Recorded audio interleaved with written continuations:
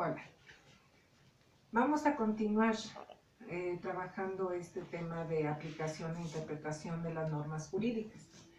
Si ustedes recuerdan, en el video anterior estuvimos señalando que la aplicación pues, es una función regular del poder jurisdiccional, específicamente es el encargado de realizar esta función.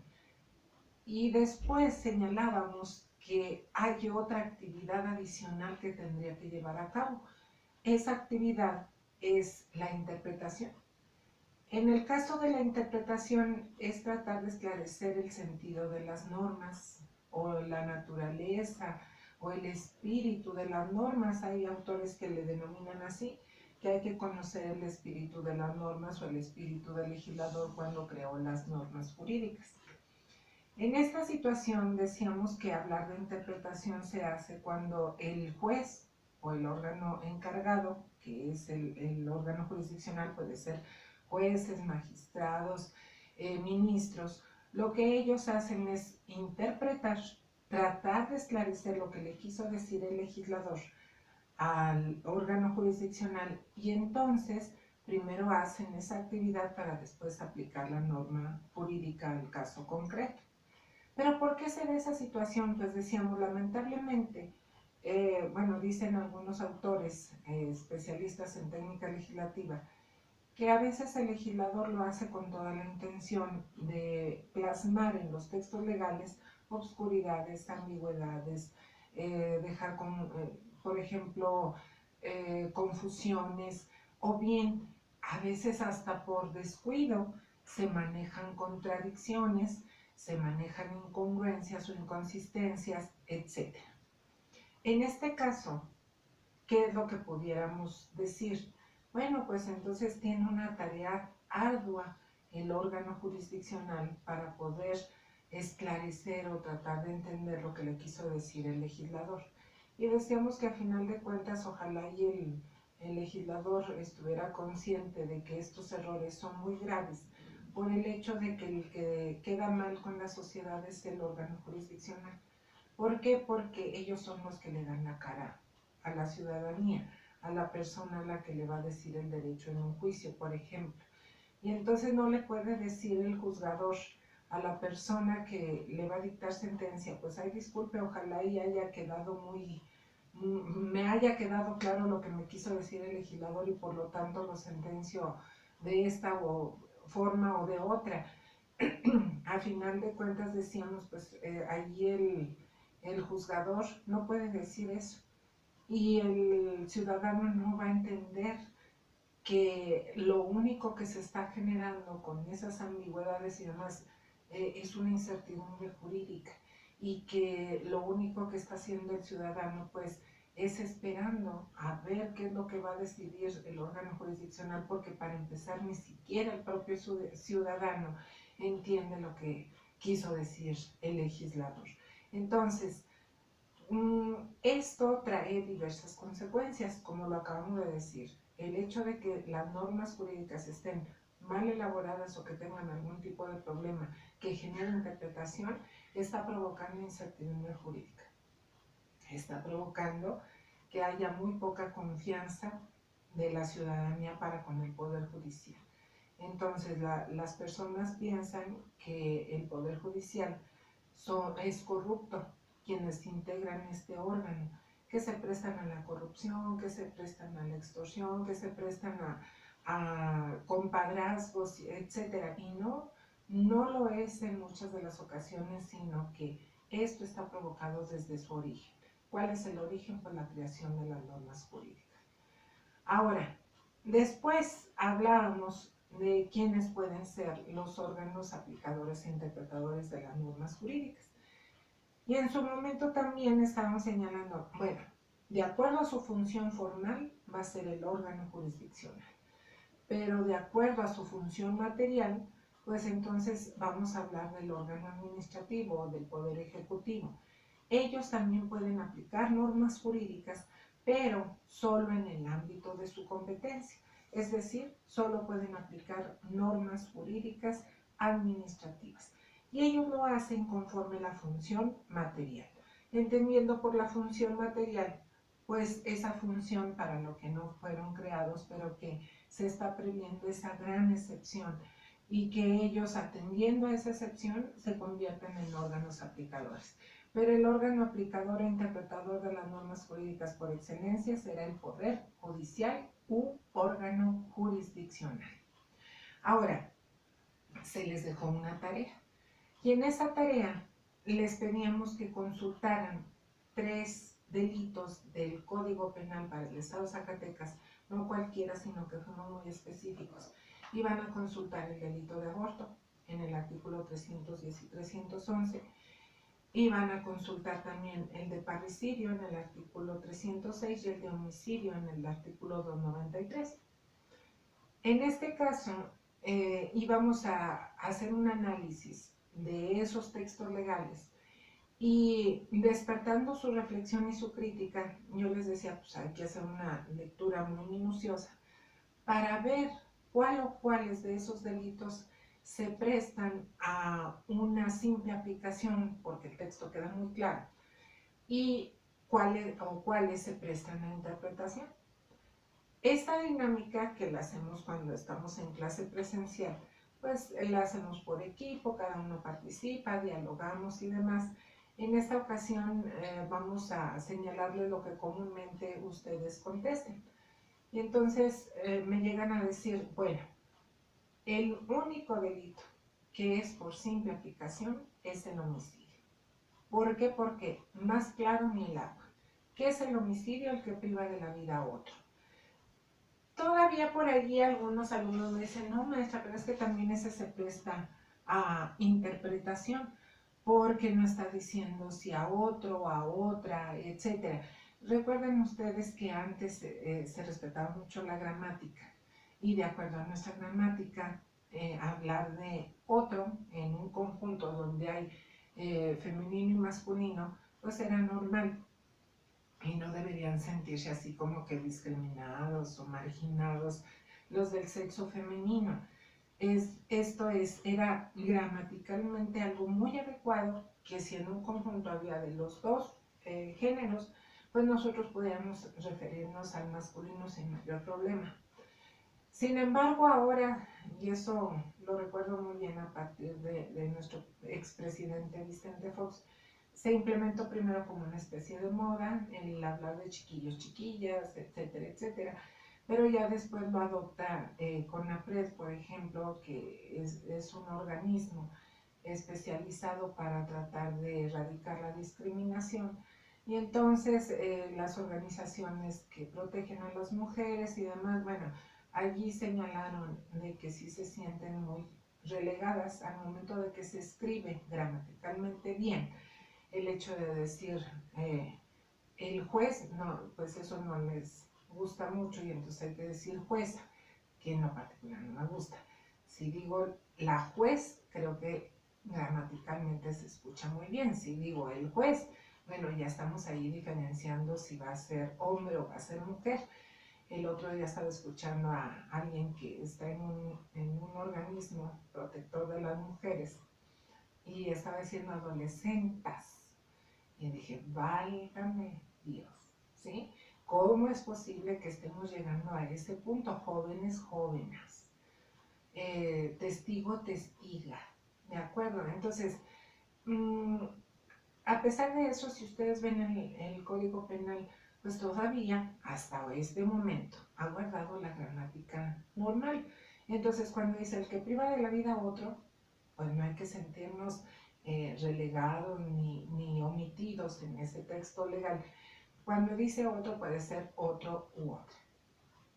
En sentido estricto, pues, nosotros vamos a decir que el delito de homicidio es el delito clásico por simple aplicación, porque queda muy claro el texto. No así en los otros dos delitos. Vamos a hablar de uno que aparentemente es el más sencillo, que viene a ser el delito de parricidio. En el caso del delito de parricidio, en el 306 se dice que es la muerte, ¿sí?, del ascendiente consanguíneo en línea recta, sea legítimo o natural. Así decía antes de la reforma, que se dio hace como unos 18 años aproximadamente. Allí se estaba manejando que los hijos, había clasificación de hijos, los que eran naturales, es decir, fuera de matrimonio, y los que eran legítimos, los que estaban o nacían dentro de matrimonio. Después se hizo una reforma, que esa reforma sí me sonó muy congruente, porque hijos, pues no hay categorías de hijos, son hijos todos. Entonces, por eso se dio también una reforma y el texto quedó como sigue: al que priva de la vida al ascendiente consanguíneo en línea recta. Y se le agrega, sabiendo el delincuente ese parentesco.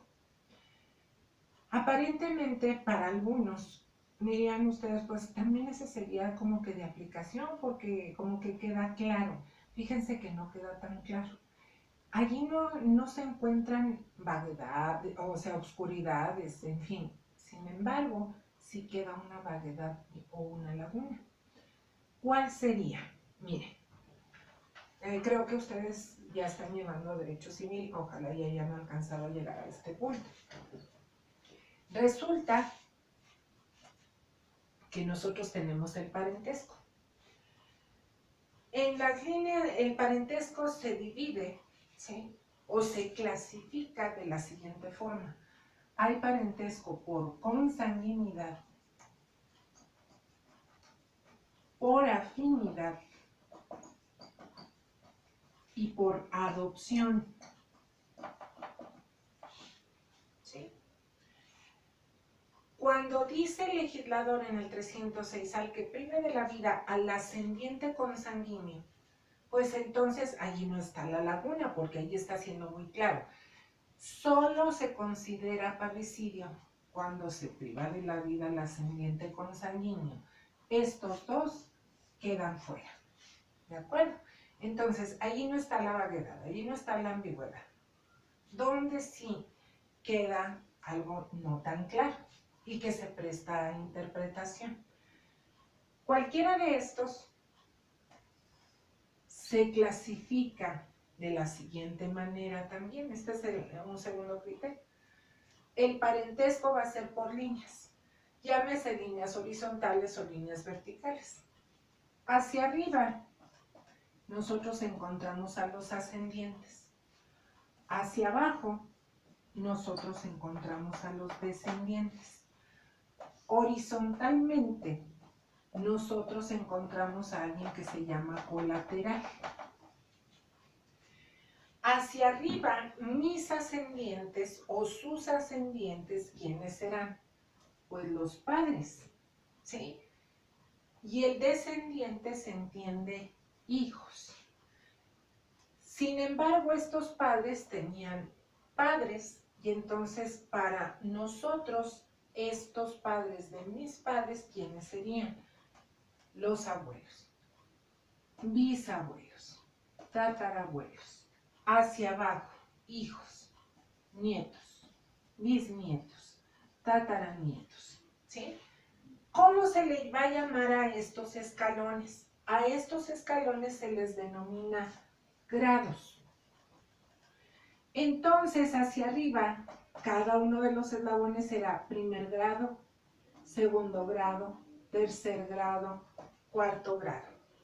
Hacia abajo, primer grado, segundo grado, tercer grado, cuarto grado, etc. Y a esto se le llama línea recta.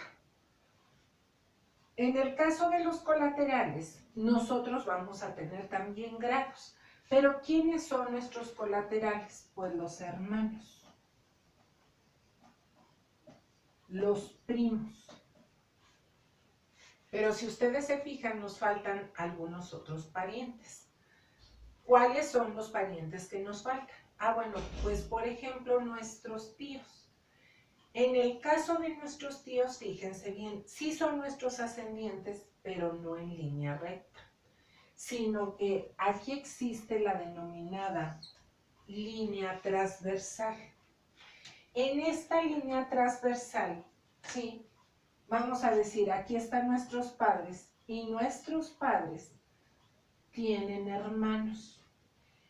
Para nuestros padres los hermanos son colaterales, para nosotros sí van a ser nuestros ascendientes, pero sí no en línea recta, sino en línea transversal. De tal manera que fíjense bien, cuando el legislador, fíjense todo lo que tiene que hacer el juzgador y cualquier operador del derecho, los licenciados en derecho, los que están litigando el asunto, etc. ¿Qué reflexión debe hacer el juzgador cuando se le presenta, se le turna a una persona que cometió un delito y que se dice que fue parricidio? Pues vamos a ver, ¿a quién le privó de la vida? Si le privó de la vida a la suegra, pues entonces no será parricidio. ¿Qué será? Homicidio. ¿Por qué? Porque sí es mi pariente por afinidad, mi suegra, es mi ascendiente, pero no es consanguíneo, es, insisto, por afinidad. Entonces, esto queda claro, tiene que ser ascendiente consanguíneo. Luego, queda claro que el que le va a privar de la vida es el descendiente. ¿A quién? Al ascendiente, pero en línea recta. Es decir, estos, si yo mato a mi tío, etcétera, pues eso no va a ser parricidio, porque no son mis ascendientes en línea recta. Por lo tanto, solo se considera parricidio de aquí para acá. ¿De acuerdo? Ahora, ¿dónde quedó la laguna? Sí.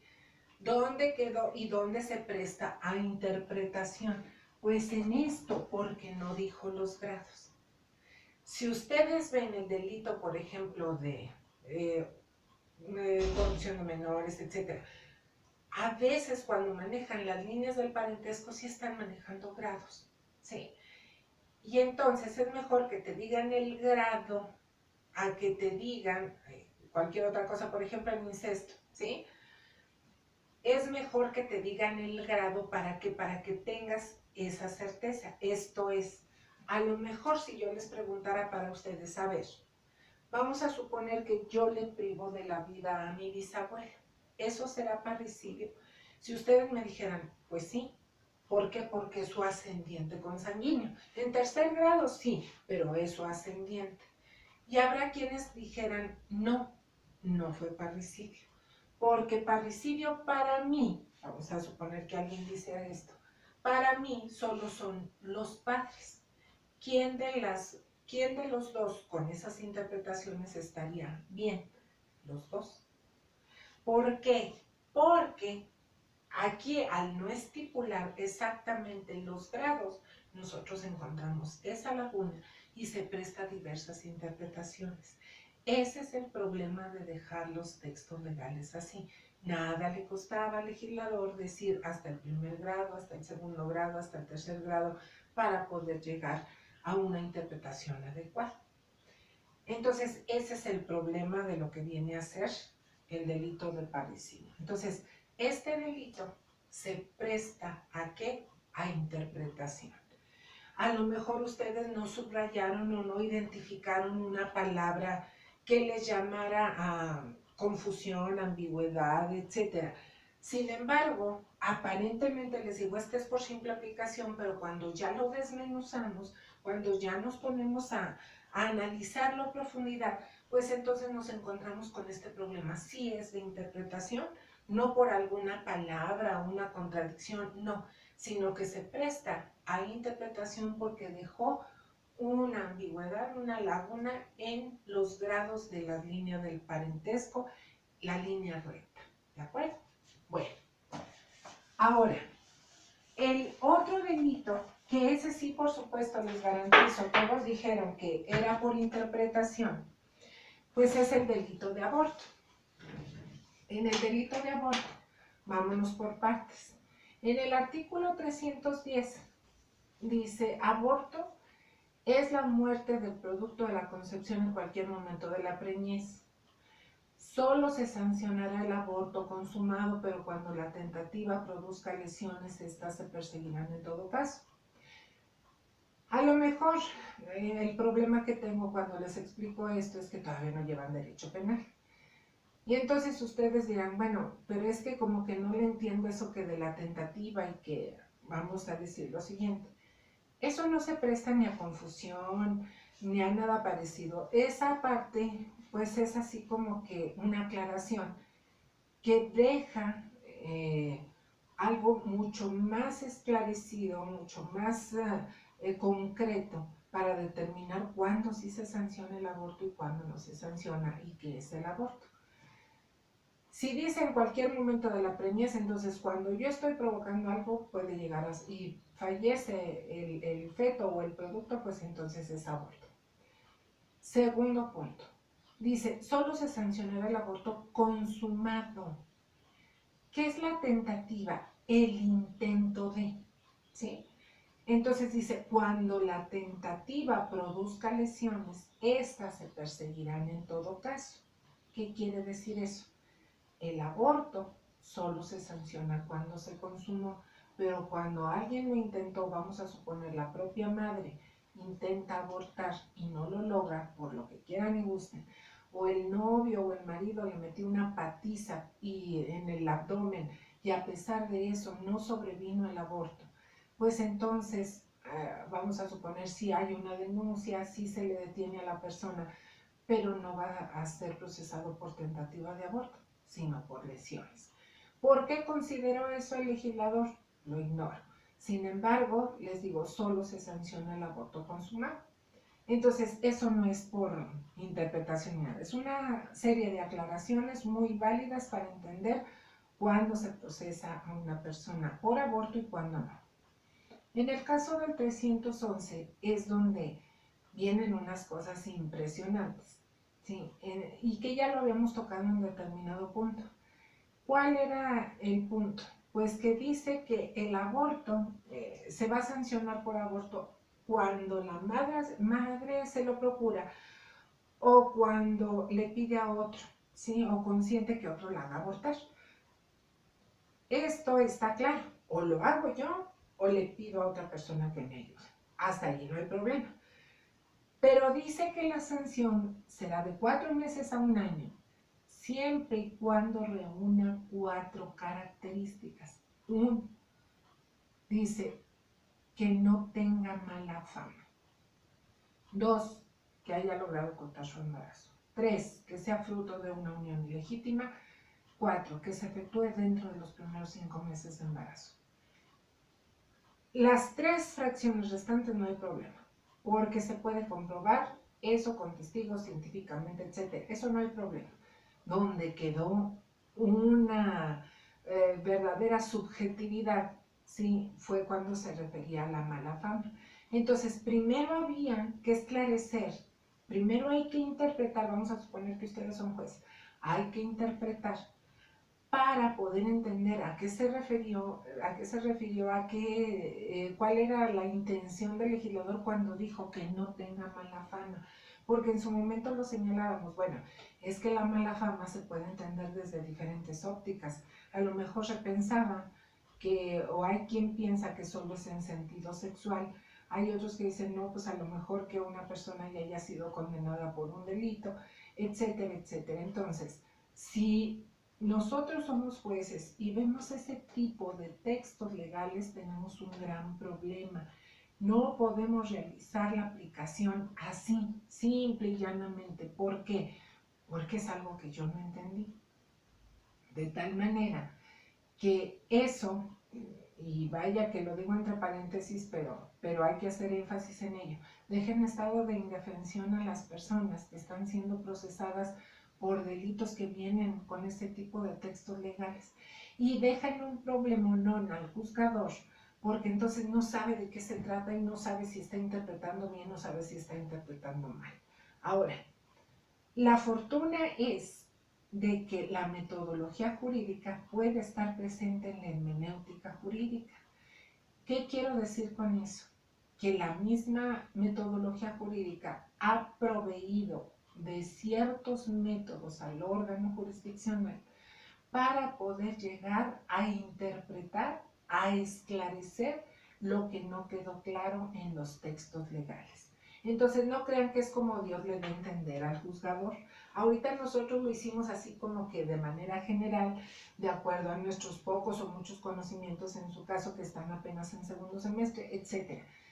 Pero si de veras ya ustedes fueran juzgadores, ya terminaron la carrera y están trabajando como jueces o como magistrados, en fin, o su servidora, pues no crean que ya lo vamos a hacer tan primitivamente o tan empíricamente. No, nosotros vamos a señalar esto. La metodología jurídica nos ha proveído de 3 métodos específicos para lograr de la mejor manera la interpretación de los textos legales que creó un legislador que a lo mejor fue descuidado, que a lo mejor con toda la intención lo hizo oscuro, confuso, abstracto, etcétera, que generó inconsistencias o incongruencias, en fin, y que se presta a diversas interpretaciones. ¿A qué métodos me refiero?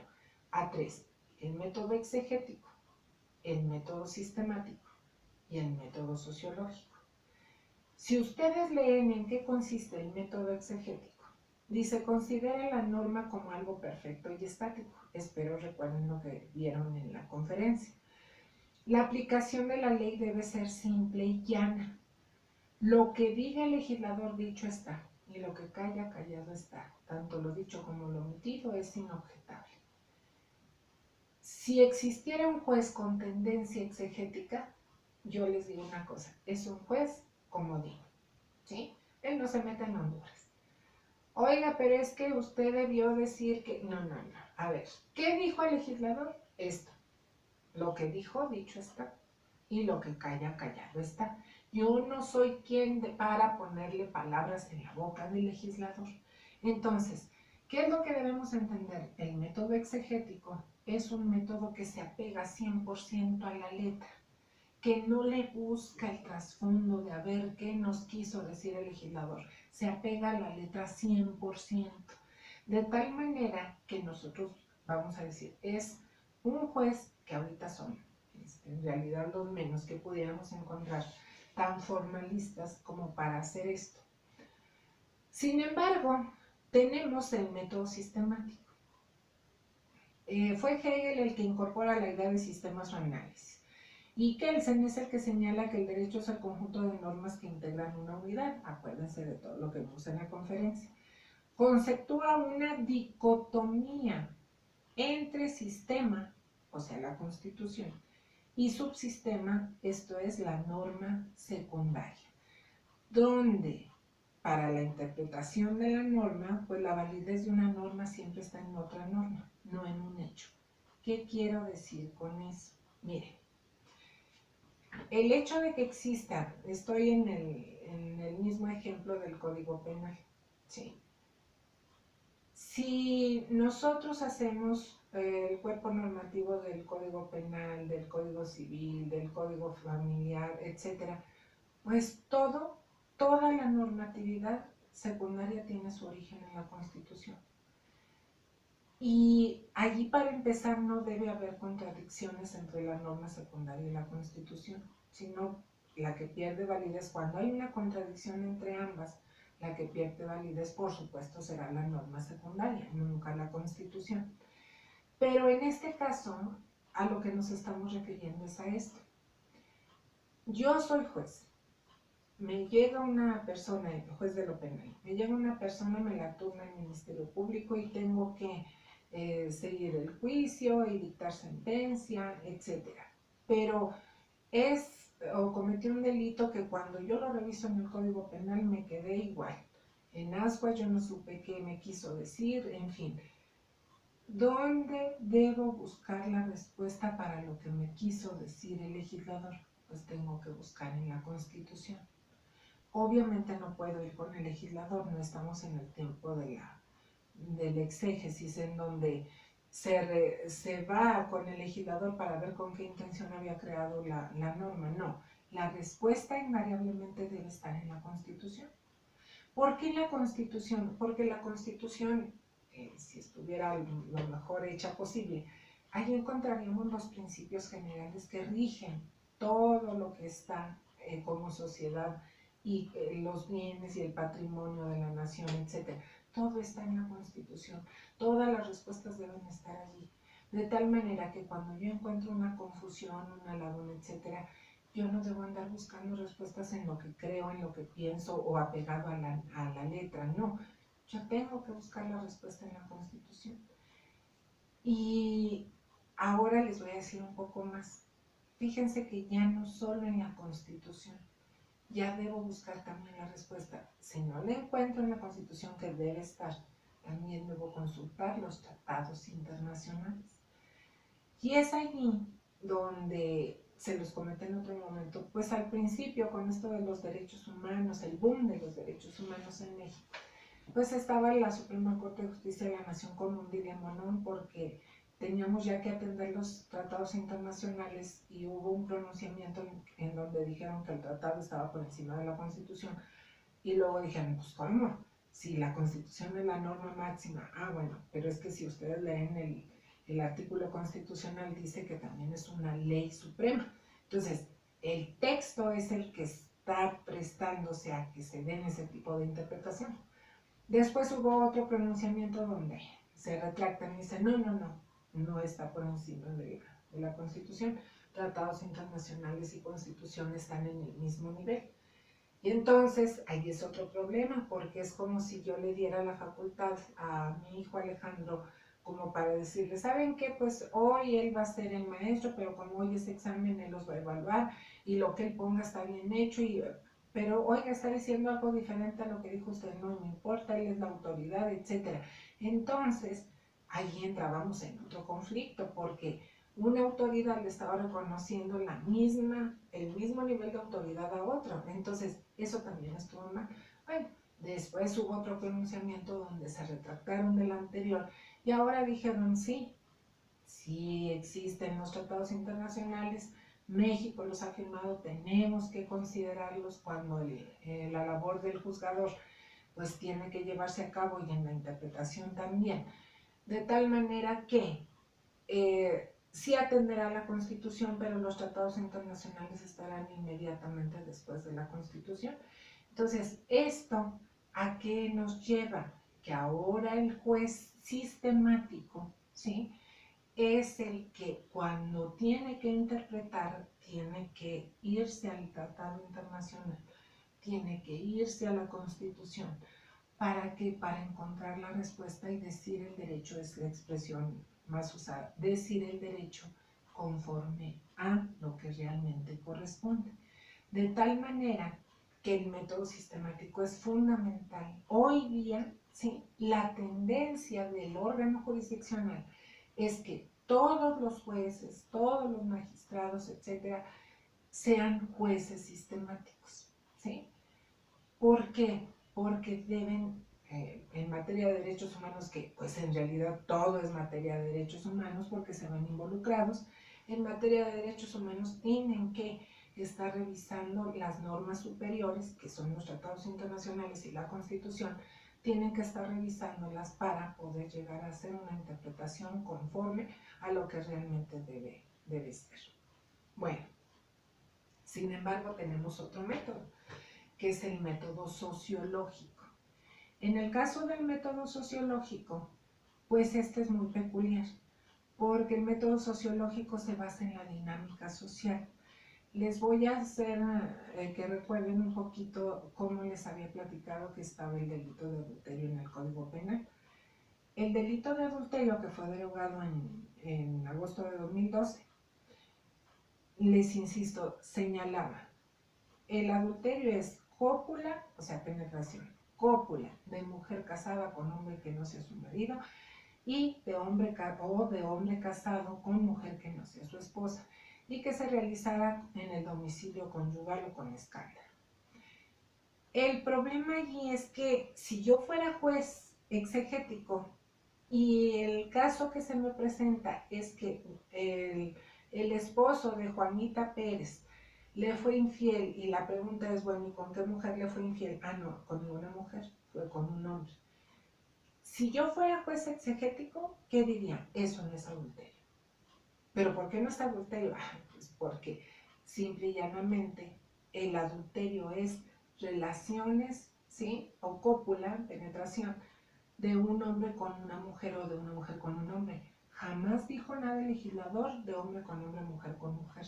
Entonces, eso no es adulterio, yo me estoy apegando a la letra, lo que dijo el legislador, dicho está. Lo que calla, callado está, tanto lo dicho como lo omitido es inobjetable. Si yo fuera juez sistemático, entonces yo qué estaría analizando.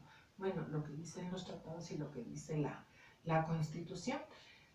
¿Para qué? Pues para definir si allí cuál es la naturaleza del adulterio, pues la infidelidad que está afectando lo que viene a ser la institución de la familia en cuanto a la relación entre los cónyuges. Sin embargo, ¿cuál fue la sorpresa? Y se los digo así como un comentario, nada más, que la Suprema Corte se pronunció hace poco tiempo diciendo que el adulterio estaba bien, ¿sí? O sea, que el hecho que una persona, independientemente de que esté casada, quiera seguir teniendo relaciones sexuales con otras personas que no sean su cónyuge, pues que no había problema, porque a final de cuentas el tener relaciones sexuales libremente con quien quieras es el desarrollo de nuestra personalidad, ¿sí? Entonces, ¿qué es un derecho humano? Allí sí, la verdad es que todavía no entiendo cuál fue el criterio claro de la Suprema Corte, pero bueno, así lo veo. Sin embargo, si yo fuera un juez sociológico, ¿sí? ¿Qué es lo que yo observaría para ver si el caso de Juanita González o Juanita Pérez, si es adulterio o no es adulterio lo que cometió su esposo? Pues en el método sociológico lo que se observa es la dinámica social, ¿sí? ¿Cuál es la nueva costumbre que está prevaleciendo en la sociedad en la que nos encontramos? Si nosotros observamos la dinámica social, eso por supuesto que sí es adulterio. ¿Por qué?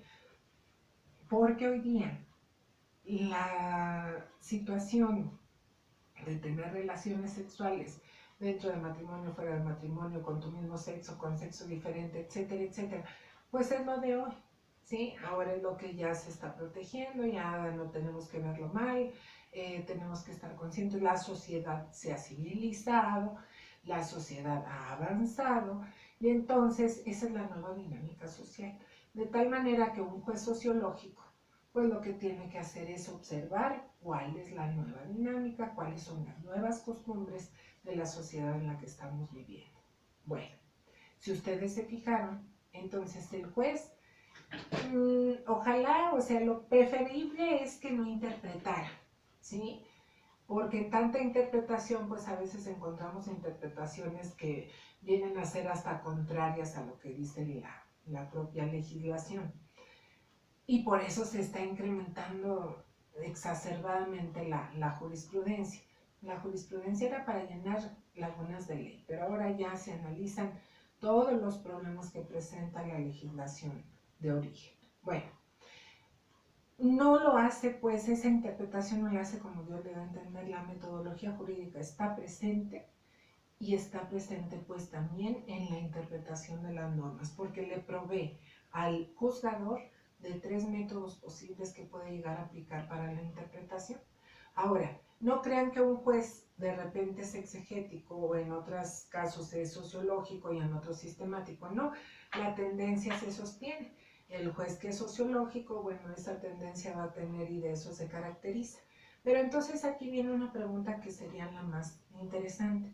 Bueno, y como que para qué les sirve a ustedes en una etapa tan temprana de su carrera conocer qué metodologías puede llegar a utilizar un juzgador. Bueno, pues porque cuando ustedes ya egresen y si se quieren dedicar a litigar, lo más importante es saber cuál es la tendencia del juez que va a conocer del negocio que ustedes están litigando. ¿Y por qué es necesario saberlo? Pues para saber cómo voy a argumentar, ¿de acuerdo? Entonces yo tengo que saber si al juez que me enfrento en el negocio que estoy llevando, ¿sí?, es exegético, sistemático, sociológico. Les digo que ahorita la tendencia es que sean todos sistemáticos, pero hay unas reticencias por ahí. Y obviamente, ¿dónde yo tendría que analizar qué tipo de juez tengo frente de mí? Pues por obviedad no voy a ir a entrevistarlo y decirle, oiga, ¿usted es exegético, sistemático o sociológico? Para saber cómo le voy a argumentar en favor de mi cliente, ¿sí? Para que usted diga el derecho a favor de mi cliente. No le puedo preguntar así, pero entonces, ¿qué tendría que revisar para saber cuál es la tendencia del juzgador? Pues lo que voy a revisar son las sentencias. Porque en las sentencias es donde se supone que está argumentando el juzgador en qué se está basando para poder dictar la sentencia a favor o en contra de una persona. De tal manera que allí en su argumento es donde se analiza su tendencia y allí es donde ustedes conocerían qué tipo de método es el que está utilizando para la interpretación de las normas jurídicas. Bueno, pues espero que con esto haya quedado más o menos claro a qué se refiere la metodología jurídica aplicada a lo que viene a ser la aplicación, aunque suene redundante, la aplicación y la interpretación de las normas jurídicas. Nos vemos.